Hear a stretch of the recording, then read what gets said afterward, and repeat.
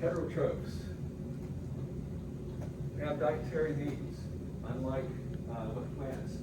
Well, plants, unless they're saprophytic, that is, we have parasitic plants, okay, that are parasites on other plants. They do exist, but the vast majority of plants, they need is carbon dioxide, water, and certain types of minerals, and they have the enzymatic pathways to fix everything. That's not the case with animals. We've evolved in such a way that we have to get everything from our surroundings. So one of the dietary needs of an animal is for fuel. In fact, that's where most of the food that we consume happens to go to that particular process. That is to break it back down into smaller components, carbon dioxide and water, to extract the chemical energy stored there for regenerating ATP. ATP is being used constantly, and it has to be regenerated at the same rate, or things are out of balance, and life is no longer possible. But also there are other things that have to be built. Okay, so this is also for raw material for biosynthesis. Amino acids build proteins, but there's also the central nutrients we have to get from our diet. The central nutrient is something that the body requires, but doesn't have the enzymatic pathway to make precursors. Okay, you have to get it pre-made, all right? And there's a few of those that we have. So I'm going to go through each one of these. First of all, for fuel, any organic molecule can be processed into a form that enters cellular respiration. Now, last semester we went through cellular respiration, so you should know that there's glycolysis, there is pyruvate oxidation, Krebs cycle, and the electron transport chain. Now, I had you only know the beginning and beginning substrates in each of those areas. Starting with glucose, ending with pyruvate, acetyl A to oxaloacetate, and so forth.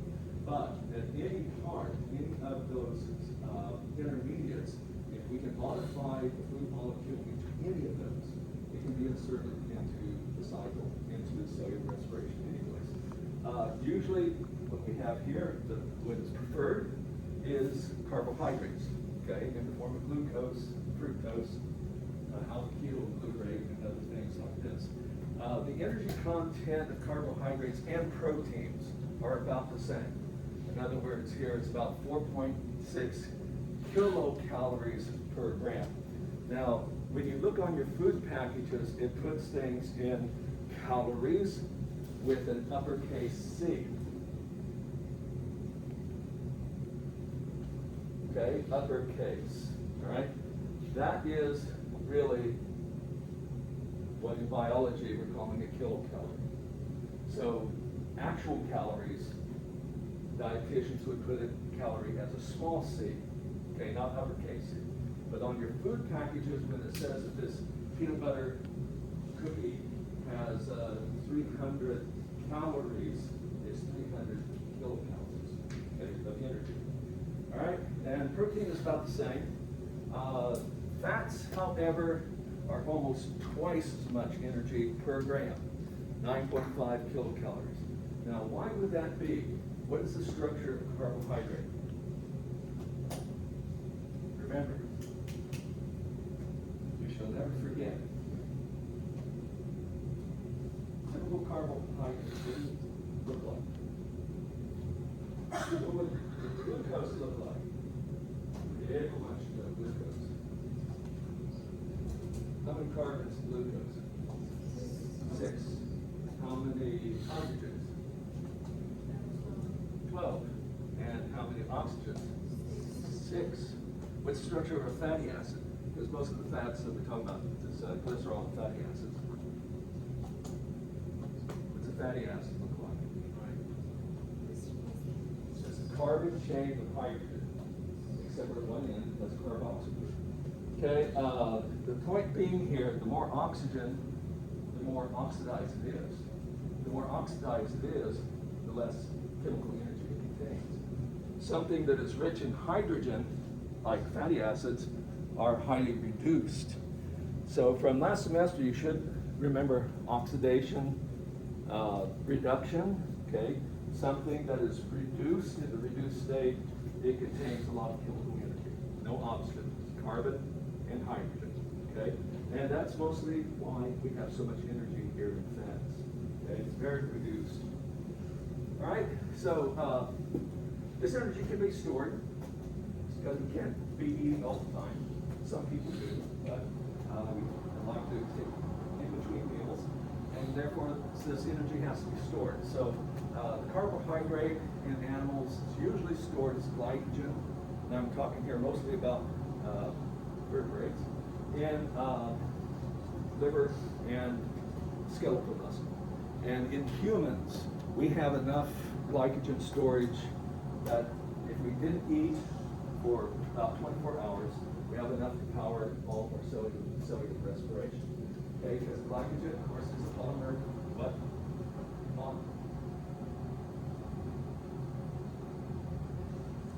glucose. Okay, thousands and thousands of units of glucose. Okay, so now this is just moderate energy requirements. Someone who's running a marathon, they'd run out much sooner. Okay, so we can store it, and beyond that, fat we can store in adipose tissues. We can store tons of it. Okay, some people do, but that's not good for your health. All right. So, but nonetheless, this here is our fat stores are more diffuse, subcutaneous under our skin, but also around the internal organs. We have a lot of fat that can be stored there as well. And this here is long-term storage. If you converted all of the glycogen in your liver to, no, let's say it the other way around. All the fat, okay, not your body, my body, okay, I have some fat. If I converted all the fat in my body to carbohydrate, I would probably weigh about 100 pounds more, okay? So that oxygen, glycogen also requires a bunch of water for its storage, all right? And so this takes on a lot of weight. Whereas fat, being lipid, you don't need any water there.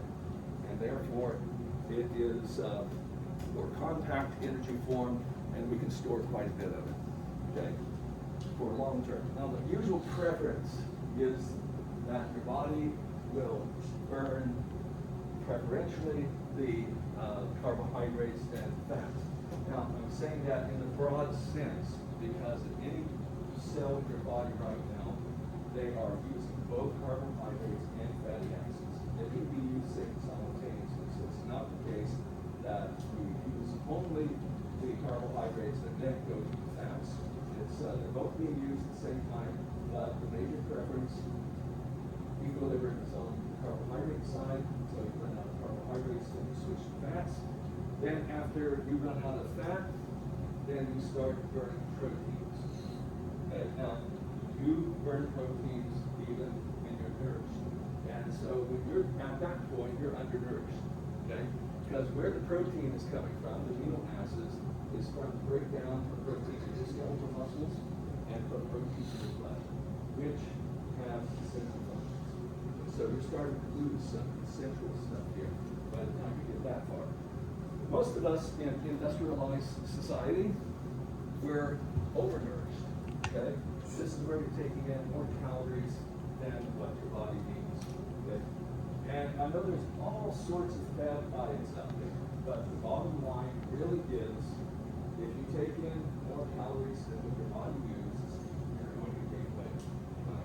It doesn't matter what type of diet it is. If it's a protein-rich diet, keto diet, you take in excess calories, in the form of protein, those are going to be deaminated.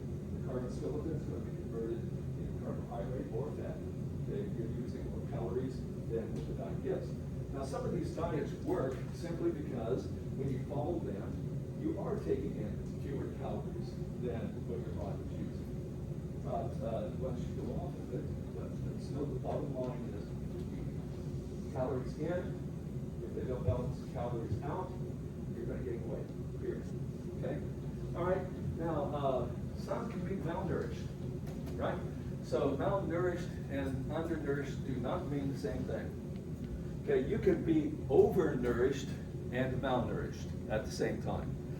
Okay, so malnutrition means that you're lacking some essential nutrient that your body can't make. Okay, and something that has to be obtained readily, full form in your diet. Okay, so these are some important terms here. All right, so basically these three are interchangeable. Carbohydrates can be converted into fats, fats can be converted into carbs, and so forth, although going that direction is not as easy. I drew this with almost equal arrows, but they shouldn't be equal. Okay, now I don't have nucleic acids up there because usually nucleic acids, if we try to metabolize them, we have the nitrogen base, which has mostly nitrogen, okay, which we can't use. The deoxyribose is a carbohydrate already, okay, and phosphate is just an inorganic ion, all right? Now there's a problem here with going from carbos to amino acids and fats to amino acids, and that is to make an amino acid from a carbon, hydrogen, oxygen skeleton, we need an amino group donor to put onto it. The only amino group donor are other amino acids. And so in order to convert a carbohydrate into an amino acid, you have to have another amino acid that you convert into a carbohydrate. Okay? So that's the only way it works, which I'll get to here in a moment. Okay? And all right. So those are interconvertible, and most of this conversion in mammals happens in liver. Liver is really, really important in this process. Okay, so some of the essential nutrients we need. We can't make them. Okay, we have remnants of the pathway, but they have mutated, and therefore those genes produce, either the genes have been completely knocked out, the essential enzyme in the pathway isn't there, or it has been eliminated completely, but we can't make it. Okay, so that's what malnourished means, is that your diet is not, it's lacking that nutrient. So some types of essential nutrients are amino acids. In adult humans, there's 8 of them. In infant humans, that is ones that are still growing, there's actually 9 essential amino acids. But for adults, there's 8. In other words, we can't make them. We have to have them full form. Okay? And so protein deficiency, we could be eating, we could have a keto diet, eat lots of protein, but if it is low, if that protein is low in any of these 8 essential amino acids, a lot of the amino acids that are non-essential, you won't be able to use. Okay? They'll be deaminated and changed into carbohydrate. So this leads to protein deficiency. That means that if you don't have balance for these 8 amino acids, then all the amino acids you get from your protein, you're only able to use some of them, maybe 50%, 60%, the rest of it you would be added. Okay, so unlike carbohydrates and fats, the body does not store amino acids. You use them, or within 24 hours you lose them. Okay, they have to either be incorporated into a protein that is needed for the body at the time, or they will be deaminated, and the carbon skeleton will be used either in cellular respiration or converted into fat. And the ammonia will be lost in the urine. Okay? Now, our amino acids, we have 20 of them. 20 amino acids. And it isn't the case that in overall, we look at all of our proteins, that the ratios of amino acids are 1 to 1 to 1 to 1. Some amino acids we need in higher quantities, others we don't need so many. So we have to have things balanced. Now, certain non-essential amino acids can be created from a carbohydrate and an amino acid that we have in excess.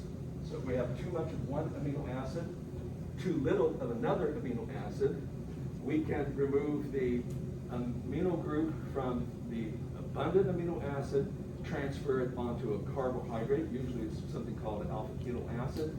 The appropriate alpha keto acid to make another non-essential amino acid. We can't make essential amino acids this way, okay? So we can change the ratios, and this is called transamination. This process of transamination is done by a class of enzymes called aminotransferases. So and usually there's an amino acid or aminotransferase for every combo of an alpha keto acid and the target amino acid, okay?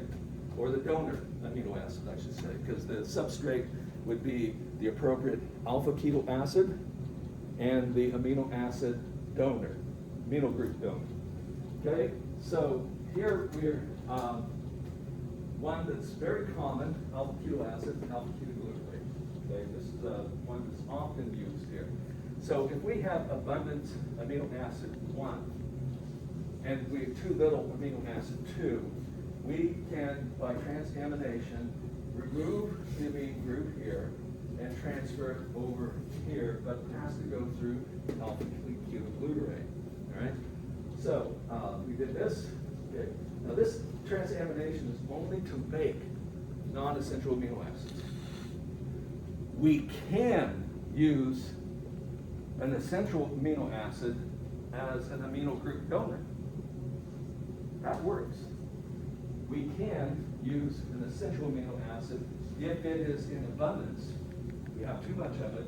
It can be used to donate the amine group, but we can't make an essential amino acid. We don't have the appropriate aminotransferase for that particular pathway. So here, what we do, remove the amino group from amino acid 1, transferring it onto alpha ketoglutarate, and that creates the amino acid glutamate. Glutamate is very, very common in the body. It's very common. And that then, after stripping off that amine group, we now have an alpha keto acid, and there's various forms there. And we can either convert this into a substrate that can be used in cellular respiration, or we can put it into some other pathway. Now, glutamate is the main way in which we carry excess nitrogen waste through our bloodstream to the liver to get rid of it, okay? So first of all, because if we just took the amine group, it's ammonia. And we do have ammonia in our blood, but we have to keep the levels very, very low because it's very toxic. So this is the way it's being transported. And then in the liver, it will be combined, deaminated, and form, once again, our alpha keto acid, alpha ketoglutarate, and the ammonia will be combined with carbon dioxide to form urea. Urea is less toxic, that's then put into our bloodstream, carried to the kidneys, where we eliminate it, okay? So that's the pathway. So that's one fate of the glutamate, but we can also use the glutamate as a donor for making our second amino acid, which we don't have enough of, right? So we can remove the amine group, transport, put it onto the appropriate alpha keto acid for amino acid 2, and we now have amino acid 2, and we've regenerated our alpha ketoglutarate, which can be used again and again and again. Incidentally, if we have excess alpha ketoglutarate, this enters cellular respiration in the Krebs cycle, okay? Something we talked about. So we can change the ratios of amino acids, but we have to already have amino acids to begin with. We can't do that with essential amino acids. And that creates a problem, okay? So even if you're eating a protein-rich diet, however, it comes from a source where the ratios of amino acids are different than the ratios that we require them in. You may not be able to use each and every amino acid. And it's the essential amino acids that limit that. So this is called net amino acid utilization. It's defined as the amount of amino acids that you can incorporate into your proteins divided by the amount of amino acids that you took in your food. So I'm going to give a simple example here of how to calculate that. I'm only going to stick here with 4 amino acids. That's all, not all 20, 4 of them. So in our food, it's in, all these are in the ratio 1 to 1 to 1 to 1. We ate a protein and it's been digested. We have 20 lysine, 20 alanine, and 20 glycine, 20 valine. Valine and lysine, which I show in blue, are essential amino acids. We can't make them. We can't make them. All right? So in our body, we have to have these not in a 1 to 1 to 1 to 1 ratio, but we have to have 1 lysine for every 5 alanine, for every 1 glycine, for every 4 valine. Okay? So we have to be able to make use of it. What we need to do is maximize the essential amino acids. Maximize the essential amino acids. We want to use as much of the essential amino acids as possible. Okay, so if we tried to use all 20 of these valines, it doesn't work because the ratio between valine, we're going to try to use all of the lysine. Okay? So, because we have 1 lysine for every 4 valine. If we try to use all 20 lysines, it requires 4 times more valine. We have to have 80 of these. We don't have 80, and we can't make them. Therefore, this is the limiting amino acid. We can only maximize this one. We can't maximize that. Okay? Doesn't work. So we can use all of these, 20. And so that sets the stage for what the ratios for the other amino acids have to be. The ratio between valine and glycine is 4 to 1.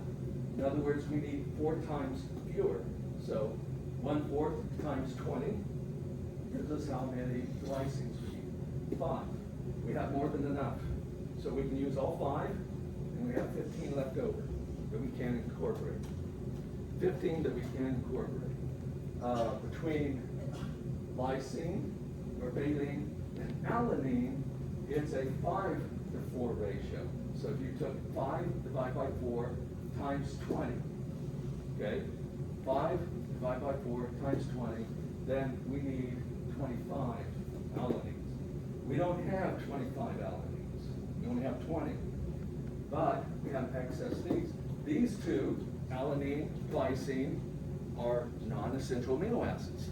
Therefore, we can take 5 of the glycines, remove the amino group, put it on the appropriate alpha keto acid for that would form an alanine, and we can make 5 more alanines, which now leaves us with 10 glycines that we can't use. Ratio between valine and lysine, as with valine and glycine, is 4 to 1. So out of the lysines, we can only use 5. And therefore we have 15 left over. So altogether, this is all we can incorporate. That's all we can use because our ratios are different. And that gives us now 25 amino acids that we can't use. So the net utilization, so these things have to be deaminated in the liver. We get rid of the amine group as urea, and the carbon skeleton is going to be used for some other pathway. So, but our net amino acid utilization, you add these up out of our food, we could use 55 of the amino acids, but we took in 80, so 55 divided by 80 gives us 68.8%. So that is our net amino acid utilization. Okay? And on any quiz or exam, I will never use more than 5 amino acids. I won't use 24. Okay? Just 25. All right? You have an idea. Okay. All right.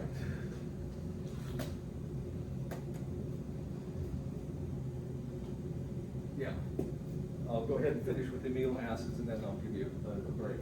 All right, so not all foods contain the same quantities of essential amino acids. In some societies, for example, Central American, Native American societies, they learned to balance from just through trial and error, that they combined certain foods that did a pretty good job of balancing them out. So corn is high in methionine, whereas beans are very low in methionine. Corn is high in methionine, but low in tryptophan and lysine. Beans are high in tryptophan and lysine, but low in methionine. And by combining the two together, it comes really close to balancing out the ratios that are needed between these essential amino acids. And so having a variety of foods is really what is sufficient for your diet. Okay, I'm going to go ahead and take a break right here. And so you can take 7 minutes, and then we'll carry on.